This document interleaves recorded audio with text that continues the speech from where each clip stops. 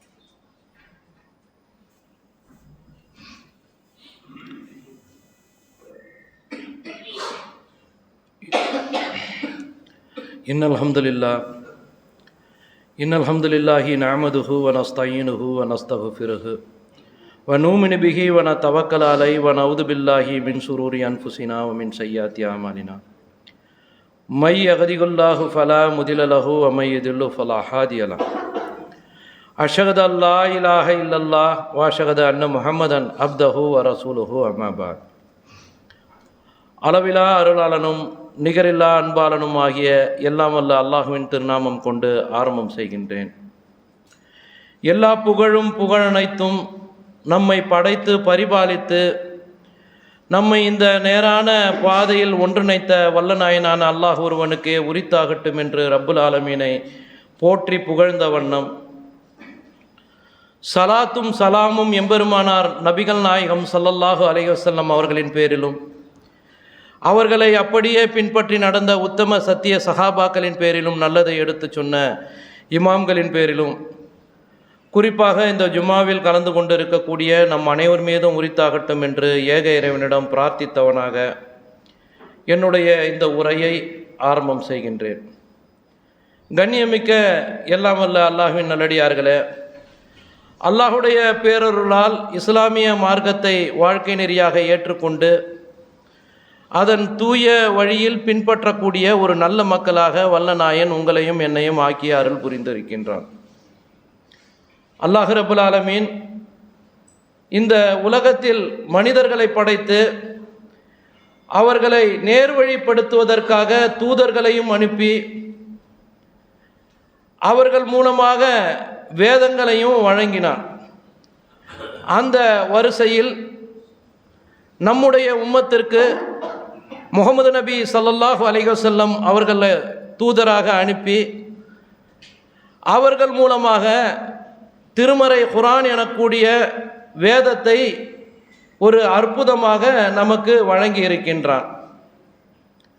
இந்த திருமறை குர்ஆன் எதற்கு வழங்கப்பட்டது என்று நம் சமுதாயத்தில் பலர் அறியாத ஒரு நிலையில் வாழ்ந்து கொண்டு இருக்கிறாங்க. குறிப்பாக சொல்லணும்னு சொன்னால், இன்ன பிற சமுதாயத்தினர் அவர்களுடைய வேதத்தை இதயத்தில் தாங்கி வாழ்ந்து வரக்கூடியதை நாம் கண்முன்னே பார்க்கக்கூடிய ஒரு நிலை இருக்கின்றது.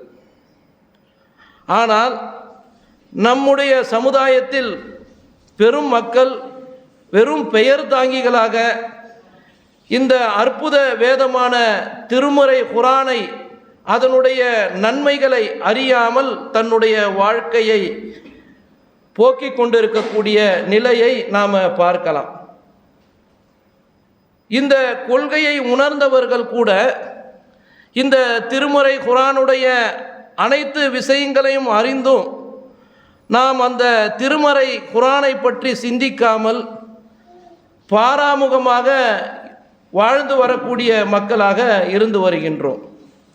அல்லாஹ் ரப்புல் ஆலமீன் இந்த நமக்கு கிடைத்த நேர்வழியை பற்றி நமக்கு சொல்லக்கூடிய வசனத்தை பார்க்கும்போது அது எதனால் கிடைக்கப்பட்டது என்ற செய்தியை சொல்லக்கூடிய நேரத்தில் அந்த நேர்வழிக்காகவே நாம் எவ்வளவு தியாகம் செய்ய வேண்டும் என்பதை உணராதவர்களாக இருக்கிறோம். அல்லாஹ் ரப்புல் ஆலமீன் சொல்லி காட்டக்கூடிய வசனத்தில் கூட ஸஹரு ரமலான் அல்லதி உன்சில ஃபீஹில் குர்ஆன் ஹுதல் லின்னாஸ் வ பையினாத்தி மினல் ஹுதா வல் ஃபுர்கான். இந்த ரமலான் மாதத்தில் தான் இந்த திருக்குர்ஆன் உங்களுக்கு அருளப்பட்டது. அது நேர்வழியை காட்டக்கூடியதாகவும் நேர்வழியிலிருந்து பொய்யை பிரித்து காட்டக்கூடிய தெளிவை உங்களுக்கு காட்டக்கூடியதாகவும் இந்த திருமறை குர்ஆன் இருக்கின்றது என்று அல்லாஹ் ரப்புல் ஆலமீன் அந்த திருமறை வசனத்தில் சொல்லுவான்.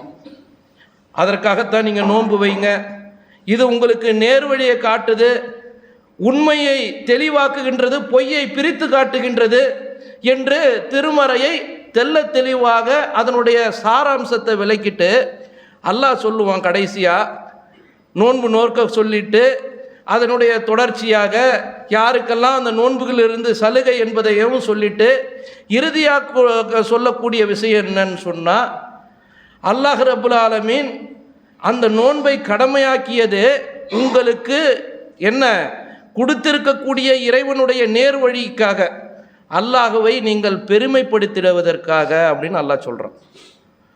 அப்போ நமக்கு கிடைத்திருக்கக்கூடிய இந்த நேர்வழி என்பது மிகப்பெரிய ஒரு பொக்கிஷம். அந்த பொக்கிஷம் என்பது இந்த திருமறை குர்ஆன் மூலமாக நமக்கு கிடைத்திருக்கின்றது.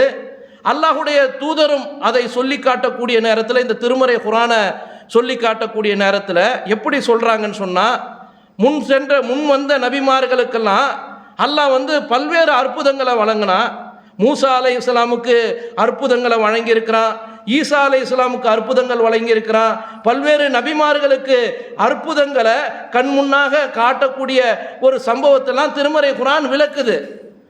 அது மாதிரி ஒரு மிகப்பெரிய அற்புதமான இந்த திருமறை குர்ஆன் எனக்கு அல்லாஹ் கொடுத்திருக்கிறான். எப்படிப்பட்ட ஒரு வாழும் அற்புதமாக இந்த திருமறை குர்ஆன் எனக்கு வழங்கப்பட்டது என்பதை அல்லாஹுடைய தூதர் தெள்ள தெளிவாக இந்த மனித சமுதாயத்திற்கு விளக்குறாங்க. இன்னொரு செய்தியில் அல்லாஹ் சொல்லி காட்டுகின்றான், இந்த குர்ஆன் நேரானதற்கு வழிகாட்டுகிறது, நம்பிக்கை கொண்டு நல்லறம் செய்பவர்களுக்கு பெரிய கூலி இருக்குது. இந்த திருமறை குர்ஆனை நம்பினால் மட்டும் போதாது, நல்ல காரியங்கள் அவர்கள் செய்தார்கள் என்று சொன்னால் அவர்களுக்கு மறுமையில் நிலையான பெரிய கூலி இருக்கின்றது என்று இந்த குர்ஆன் உங்களுக்கு நற்செய்தி கூறுதுன்ற. குர்ஆன் எப்படி சொல்லுதுன்ட்டு அல்லாஹ் சொல்கிறான், இது நேர்வழி கொடுக்குது. நேர்வழியை பின்பற்றி நாம் நல்ல காரியங்கள் செய்தால் அந்த காரியத்திற்கான கூலியும் அல்லாஹ் மறுமையில் உங்களுக்கு வழங்குறான்ற நற்செய்தியை உங்களுக்கு சொல்லுதுன்ட்டு திருமறை வேதத்தை பற்றி திருக்குர்ஆன் நம்மிடம் பேசுகின்றது. அதே போல பொய்யையும் உண்மையையும் பிரித்து காட்டும் வழிமுறையை அகிலத்தாருக்கு எச்சரிக்கை செய்யக்கூடியதாக தனது அடியார்கள் மீது இறக்கியவன் பாக்கியவான். அல்லாஹ் திருமறையில் சொல்கிறான். இப்பேற்பட்ட இறைவன் அவன் பொய்யையும் உண்மையும் பிரித்து உங்களுக்கு கொடுத்துருக்கிறான். யாருக்கு? என்னுடைய அடியாருக்கு, இறைவனுடைய அடியாருக்கு என்று அல்லாஹ் ரப்புல் ஆலமீன் சொல்லக்கூடிய செய்தியை பார்க்கலாம் இந்த திருக்குர்ஆன். இது பொய் கிடையாது, உண்மையான முக்கியமான அம்சங்கள் இதில் நிறைந்து இருக்கின்றது என்பதை தெல்ல தெளிவாக திருமறையில் சொல்கிறான்.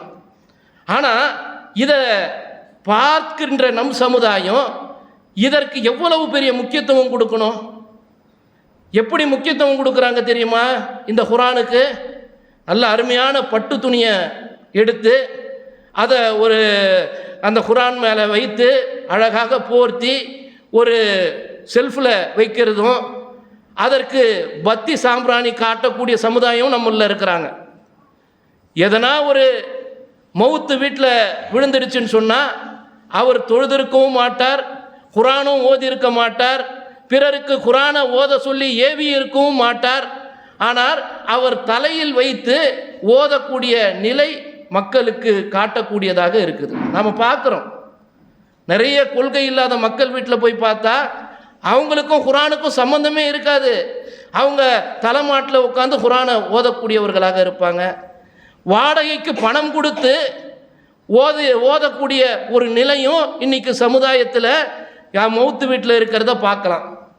சில பேர் திருமணம் என்ற பேரில் பிதத்தான காரியங்களை செய்யக்கூடியவர்கள் ஏராளம். அதில் ஒரு அம்சமாக நிறைய மக்கள்கிட்ட பார்க்குறோம். அந்த மாப்பிள்ளைக்கு குர்ஆன்னா என்னன்னே தெரியாது. அதை ஒரு அழகான ஜரிகை பெட்டியில் போட்டு அந்த மாப்பிள்ளையை வரவேற்பாங்களாம். வாசலில் வைத்து அவர் தலையில் அந்த குர்ஆனை வைத்து நடக்க வைத்து அந்த பூ மலர் அலங்காரங்களோடு அந்த மணமேடைக்கு அழைத்து வரக்கூடிய நிலை கூட இன்னைக்கு நம்ம சமுதாயத்தில் இருக்குது. அல்லாஹ் எதை எப்படி சொல்கிறான்? உண்மையிலிருந்து பொய்யை பிரிச்சிருக்கிறேன். இது நேர் வழி காட்டக்கூடியதாக இருக்கின்றது. அல்லாஹுடைய தூதருடைய மனைவி ஆயிஷா ரலியல்லாஹு அன்ஹா சொல்கிறாங்க, அல்லாஹுடைய தூதர் அவர்களுடைய குணம் குர்ஆனாகவே இருந்தது, அவருடைய வாழ்க்கை முறை குர்ஆனாகவே இருந்தது அப்படின்னு சொல்கிறாங்க. இப்படியான ஒரு அற்புதம் மிக்க ஒரு வேதத்தை நாம் பாக்கெட்டில் வைத்திருக்கிறோம். இன்றைக்கெல்லாம் பாக்கெட்டில் வந்துருச்சு தானே, எல்லார் செல்ஃபோன்லேயும் அந்த குர்ஆன் இருக்கின்றது. முன்னெல்லாம் சின்னதாக வரும், பாக்கெட்டில் வச்சுருப்பாங்க.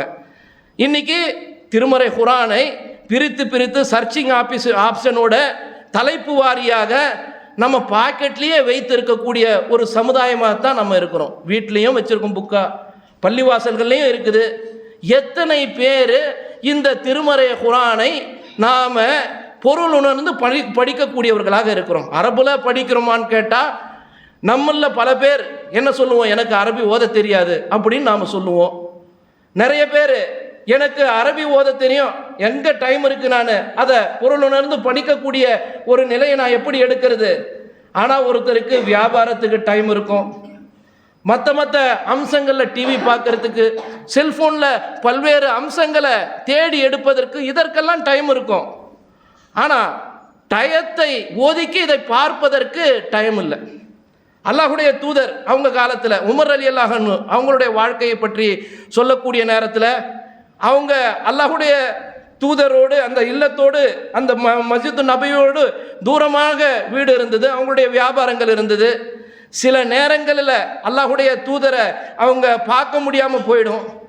அதனால் அவரும் அவருடைய நண்பரும், நீ கொஞ்சம் வியாபாரத்தை பார்த்துக்க, இன்னைக்கு என்ன வகை செய்தி வந்ததோ அதை நான் பார்த்துக்கிறேன், நாளைக்கு நீ அதை பார்த்து கொண்டு முறை வைத்து பார்க்கக்கூடிய ஒரு நிலையை அன்றைக்கு இருந்த நபித்தோழர்கள் நமக்கு காட்டியிருக்கிறாங்க. உமர் ரலியல்லாஹு அன்ஹு அவங்களுடைய வாழ்க்கையில் நம்ம பார்க்குறோம். இப்படியான ஒரு திருமறை குர்ஆனை நாம் ஓத முயற்சித்தோமா? கேட்டால் எனக்கு 50 வயசாகுது, எனக்கு 60 வயசாகுது, எனக்கு 40 வயதாகின்றது, என்னால் ஓத முடியாது அப்படின்னு சொல்லக்கூடியவர்கள் இருக்கிறாங்க. ஒரு சிலருக்கு தமிழ் படிக்க தெரியாது. ஆனால் அரபியை கற்றுக்கொள்ள முடியுமா என்று சொன்னால் கற்றுக்கொள்ள முடியும் என்பதுதான் திருமறை குர்ஆன் நமக்கு இதுவை படிப்பதற்கு அல்லாஹ் இலகுவாக ஆக்கியிருக்கிறான். இன்னும் சொல்ல போனால் இந்த திருமறை குர்ஆனை எதை கொண்டு அல்லாஹ் பாதுகாக்கிறான் என்று சொன்னால் உள்ளங்களை கொண்டு நான் பாதுகாக்கிறேன் அல்லாஹ். மனிதனுடைய உள்ளத்தில் வச்சு தான் பாதுகாக்கிறேன். பல லட்சக்கணக்கான ஆஃபில்கள் இன்னைக்கு திருக்குர்ஆனை மனனம் செய்யக்கூடியவர்களாக இருக்கு. சிறியவரிலிருந்து முதியவர் வரை 6-7 வயது உள்ள குழந்தைகள் கூட அழகாக ஒரு வருடத்திற்குள் ஒரு திருமறை குர்ஆனையே முழுமையாக மனனம் செய்யக்கூடிய நிலையை சமகாலத்தில் நாம் நடத்தக்கூடிய இந்த இஃப்லு மதரசா மூலமாக பார்த்து வருகிறோம். வயதானவர்களுக்கு கஷ்டமான்னு சொன்னால் கஷ்டம் கிடையாது என்பதுதான் திருமறை சொல்லக்கூடிய செய்தி, அல்லாஹ்வுடைய தூதரை நமக்கு சொல்லிக் கொடுக்கக்கூடிய செய்தி. எப்படி நம்ம உள்ளத்தில் அல்லாஹ்வுடைய தூதர் ஆட பதிய வைக்கிறாங்கன்னு சொன்னால், இந்த திருமறை குர்ஆனை நாம் ஆர்வமாக ஓதணுமா, அதற்காக அல்லாஹ்வுடைய தூதர் எப்படி சொல்லி தராங்கன்னு சொன்னால் எவ்வளோ பெரிய நன்மை தெரியுமா? இது திருமறை குர்ஆனுக்கு ஒரு ஹர்ஃபுக்கு ஒரு நன்மை. ஒரு நன்மை என்பது அல்லாஹ்வுடைய கணக்கில் 10ஆக எழுதப்படும். ஒருவர் அலீஃப் என்று சொன்னால் அது ஒரு நன்மை அல்ல. அலிஃப் லாம் மீம் என்பது ஒரு நன்மை அல்ல. அலீஃப் என்ற ஒரு எழுத்திற்கு ஒரு நன்மை, அது 10 நன்மையாக ஆகும். ஒரு லாம் என்ற சொல்லுக்கு 10 நன்மை, மீம் என்று சொல்லுக்கு 10 நன்மை. அலிஃப் லாம் மீம் என்று சொன்னால் 30 நன்மைகள் ஒரு மனிதனுக்கு கிடைக்கின்றது, அதை ஓதக்கூடிய மக்களுக்கு கிடைக்கின்றது. இந்த நன்மையை நாம் முழுமையாக அடையக்கூடிய முயற்சி எடுக்கணுமா வேணாவா? அலிஃப் லாம் மீம் 30 நன்மை. ஒருவர் சிரமப்பட்டு டயத்தெல்லாம் ஒதுக்கி பள்ளிவாசலுக்கு ஜமாத்து தொழுகைக்கு வந்து நிற்கிறார், அவருக்கு எத்தனை நன்மை? 27 நன்மை. ஒருவர் இலகுவாக தனக்கு இருக்கக்கூடிய நேரத்தை ஒதுக்கிட்டு அதை திருமறை குர்ஆன் ஓதினார் என்று சொன்னால் அவருக்கு எத்தனை நன்மை? 3 வசனங்களை 3 வார்த்தைகளை ஓதினால் அவருக்கு 30 நன்மையாக ஆகின்றது என்று சொன்னால் நாம் முயற்சி எடுக்கணுமா வேணாவா? அளப்பெரிய நன்மையை நமக்கு சொர்க்கத்திற்கு இட்டு செல்லக்கூடிய மிகப்பெரிய ஒரு சக்தியாக இந்த திருமறை குர்ஆன் நமக்கு இருக்கின்றது என்று சொன்னால் நாம் அதை தவற விடுவோமா? இன்னொரு செய்தி அல்லாஹ்வுடைய தூதர் சொல்கிறாங்க. என்ன சொல்கிறாங்க? நீங்கள் குர்ஆனை ஓதுங்கப்பா, நீங்கள் குர்ஆனை ஓதுனீங்கன்னு சொன்னால் நிச்சயமாக அது மறுமை நாளில் ஒரு மனிதனுக்கு பரிந்துரை செய்யக்கூடியதாக இருக்கின்றது. ஒருத்தர் காலையில் வராரு, பள்ளிவாசலுக்கு வராரு, தொழுகிறாரு, இறைவனுடைய வசனங்களை அவர் பள்ளியில் அமர்ந்து ஓதுறாரு, வீட்டிலேயே ஓதுறாரு, அதை தொடர்ச்சியாக அவர் மரணிக்கக்கூடிய தருவாய் வரலே ஓதுறாரு. அதை ஓதனார் என்று சொன்னால் அந்த குர்ஆன் அவருக்கு மறுமை நாளில் அது பரிந்துரை செய்யக்கூடியதாக இருக்கும். என்ன தினந்தோறும் அவர் ஓதனாரு, நாம் முழுமையாக அதை பொருளிலிருந்து ஓதணும்னு சொன்னால் நம்ம உள்ளத்தில் அது இறங்கும்ல. உள்ளத்தில் இறங்குனா என்ன ஆகும்? நம்ம செயல்களில் அது வெளிப்படுமா இல்லையா? செயல்களை வெளிப்பட்டுச்சுன்னு சொன்னால் நம்மை வாழ்க்கையை சீர்திருத்தக்கூடிய ஒரு மிகப்பெரிய காரணியாக இருக்குமா இல்லையா? அந்த காரணியை கொண்டு நமக்கு மறுமையில் அது சஃபாத்து செய்யுதுன்னு சொன்னால் எவ்வளவு பெரிய ஒரு அற்புதமான ஒரு வேதம். அல்லாஹ்வுடைய தூதர் சொல்கிறாங்க, அல்பகராவும் ஆலு இம்ரானும் போட்டி போடுமா மனிதனுக்கு, நான் என்ன ஒரு தினந்தோறும் ஓதினார் என்று அந்த மறுமையில் நமக்காக அந்த சிபாரிசு செய்யக்கூடிய அந்த ஒரு நிலையை ஏற்படுத்தும் அப்படின்ட்டு அல்லாஹ்வுடைய தூதர் ஆர்வம் ஊட்டுறாங்க இந்த திருமறை குர்ஆனை ஓதறதுக்காக. இன்னொரு செய்தியில் பார்க்கலாம், எந்த அளவுக்கு அல்லாஹ்வுடைய தூதர் சொல்கிறாங்கன்னு சொன்னால், யார் ஒருவர் இந்த திருமறை குர்ஆனை மனனம் செய்து தங்கு தடையில்லாமல் அவங்க ஓதுறாங்கன்னு சொன்னால் அவங்க மலக்குமார்களுடைய அந்தஸ்துக்கு இருப்பாங்க, மாணவர்களுடன் அவங்க இருக்கிறாங்க அப்படின்ட்டு அல்லாஹ்வுடைய தூதர் சொல்லி காட்டுறாங்க. மாணவர்களுடைய அந்தஸ்துக்கு யார் ஒருவர் மனநமிட்டு தங்கு தடையின்றி ஓதுறாங்களோ அந்த அந்தஸ்தில் இருப்பாங்கன்னு சொல்லிட்டு நாம் கவலைப்படாமல் இருக்கணும், நாம் அதற்கு முயற்சி செய்யணும் அப்படின்றதுக்காக அதே ஹதீஸ்ல அல்லாஹ்வுடைய தூதர் சொல்கிறாங்க, யார் ஒருவர் சிரமம் மேற்கொண்டு இந்த குரானை தடுமாறி ஓதுறாங்களோ அவங்களுக்கு 2 கூலி இருக்குதுன்றாங்க. எப்படி பாருங்க, நம்மளை ஆர்வம் ஊட்டுறாங்க. நாம் கற்றுக்கணுமா, ஓதணுமா, அதற்கான முயற்சி எடுக்கணுமா? நாம் வெட்கப்படுவோம் என்னன்ட்டு. அவர்கிட்ட ஓதனா நம்ம திக்கு ஓதுறதை பார்த்து அவர் கிண்டல் இடிப்பாரோ? கிண்டல் இல்லை, அது 2 நன்மை, 2 கூலி. வயசு வித்தியாசம் இருக்கே, மண்டையில் ஏறுமா? எத்தனை வாட்டி சொன்னாலும் ஏதலையே. நாம் ஓதுறோம், முயற்சிக்கிறோம், நாம் அதற்குண்டான ஆர்வத்தோடு உட்கார்றோம்.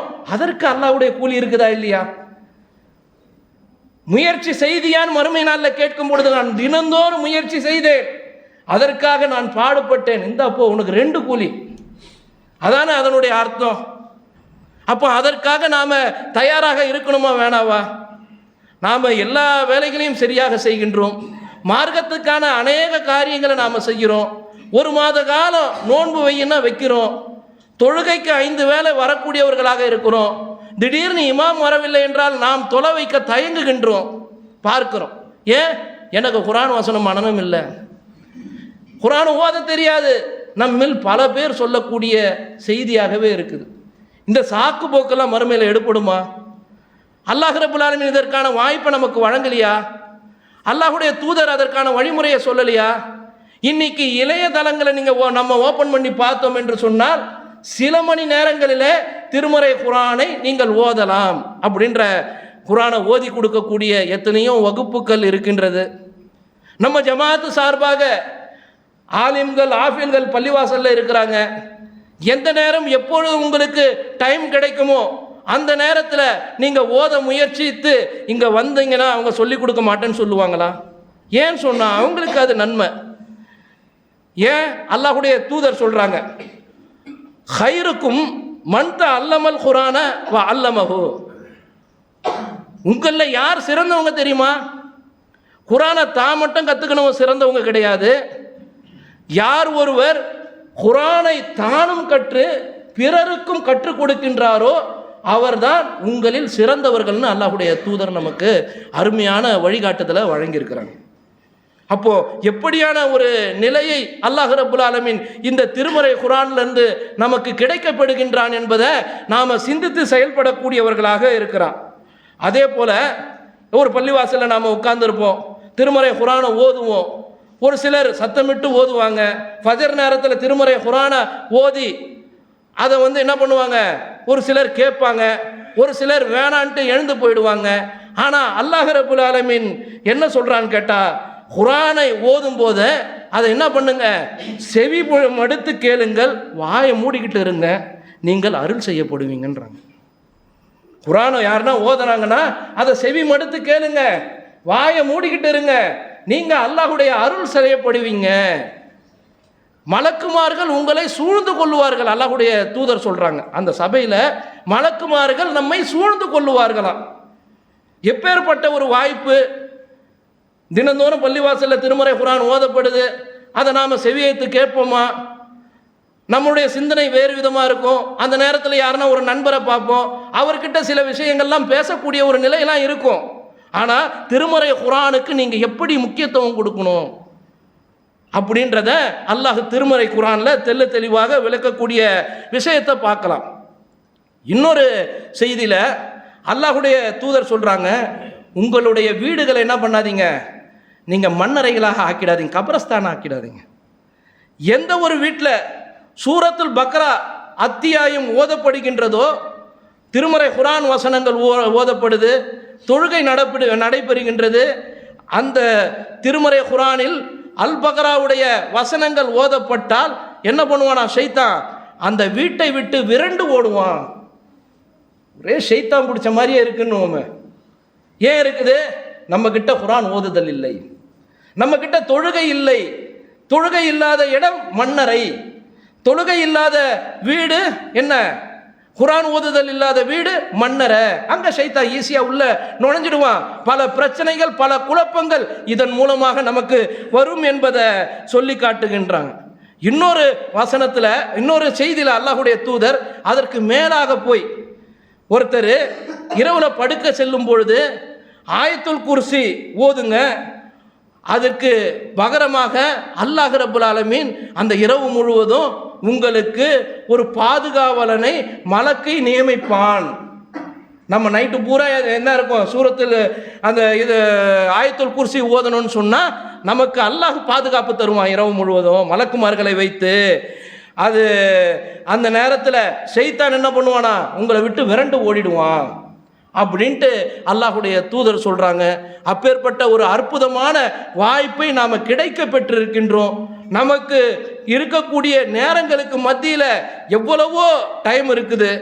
நாம் அதை பள்ளிவாசலுக்கு தான் வந்து தொழுவணுமா, ஐங்காலம் தொழுவை மாதிரி கடமையான்னு கேட்டால் எங்கு வேணாலும் எப்படி வேண்டாலும், பிரயாணத்திலும் சரி, கடையிலும் சரி, இல்லத்திலும் சரி, நாம் அற்புத வேதத்தை நம்மளுடைய வார்த்தைகளால் நாம் ஓதும் பொழுதும் அதை நடைமுறைப்படுத்தும் பொழுதும் நம்முடைய வாழ்க்கை பிரகாசமாக இருக்கும்.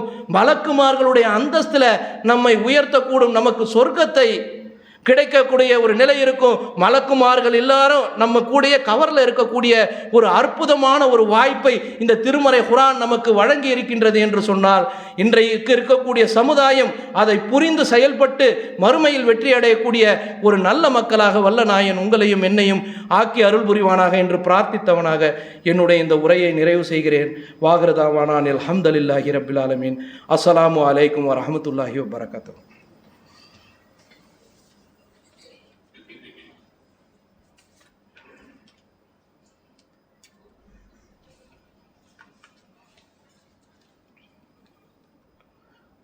அன்பிற்குரிய எல்லாம் வல்ல அல்லாஹ்வின் நல்லடியார்களே, அல்லாஹ் ரப்புல் ஆலமீன் இந்த திருமறை குர்ஆனை பற்றி, அதை நாம் எப்படி செயல்படுத்துவது என்பதை பற்றியும் அல்லாஹ் சொல்லி காட்டுறான். இந்த திருமறை குர்ஆனை ஒரு கயிறாக அல்லாஹ் சொல்கிறான்.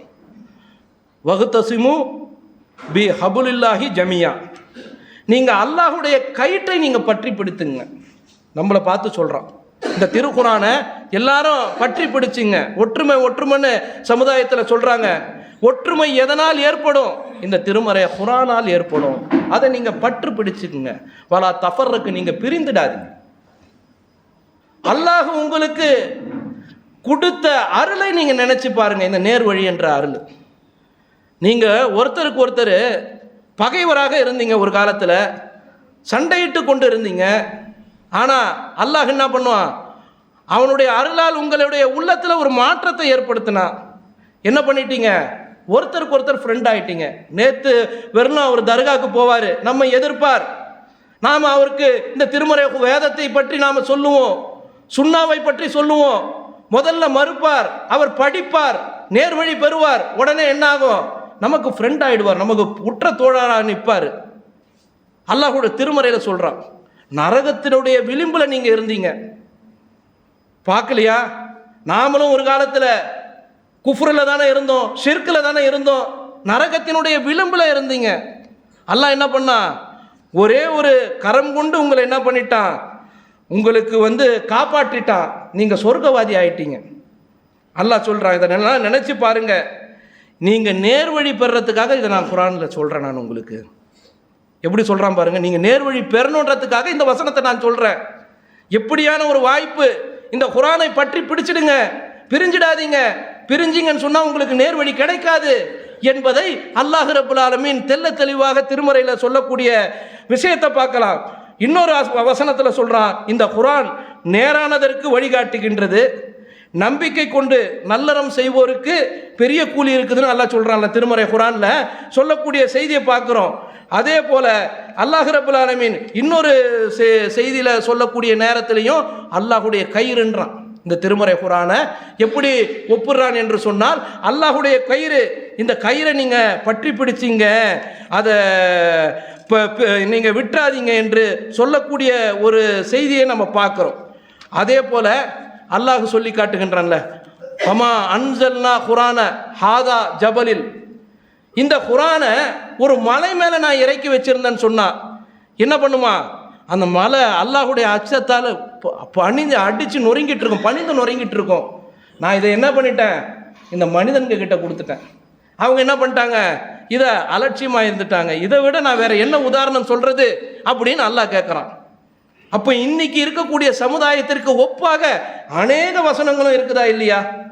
ஏதோ இந்த ரமலான் மாசத்துல குரானை அரங்கிச்சு அதனால நான் நோன்பு நோட்டுறேன், இந்த ரமலான் மாசத்துல குரானை நிறைய ஓதுனா நிறைய நன்மை கிடைக்குது, அத்தோடு நான் என்னுடைய பரணைக்குள்ள வைத்துக் கொள்ளுவேன், அதை நான் அணுக மாட்டேன், அதை பொருளிலிருந்து வாழ்க்கை நெறியாக ஏற்றுக்கொள்ள மாட்டேன் என்ற ஒரு சூழல் இருந்தது என்று சொன்னால் அது மனித சமுதாயத்திற்கு மிகப்பெரிய கேடாக விளையும் என்பதை நாம் புரிந்துணர்ந்து அல்லாஹ் நம் சமுதாயத்தை பாதுகாக்க வேண்டும் என்று சொன்னால் இந்த குர்ஆன் என்ற அந்த ஒரு நேரிய வழியை பற்றி பிடித்து கொண்டு அதற்கு உயிரோட்டமான வாழ்க்கை நெறியாக நம்முடைய வாழ்க்கையை அமைத்து கொண்டு தினந்தோறும் அதை ஓதி இறைவனுடைய பரிந்துரையை பெறக்கூடிய மக்களாக நாம் இருப்போம் முயற்சிப்போம் என்று சொல்லிக்கொண்டு வல்ல நாயன் அப்பேற்பட்ட முயற்சி செய்யக்கூடிய ஒரு நல்ல அடியார்களாக உங்களையும் என்னையும் ஆக்கி அருள் புரிவானாக என்று பிரார்த்தித்தவனாக என்னுடைய இந்த உரையை நிறைவு செய்கிறேன்.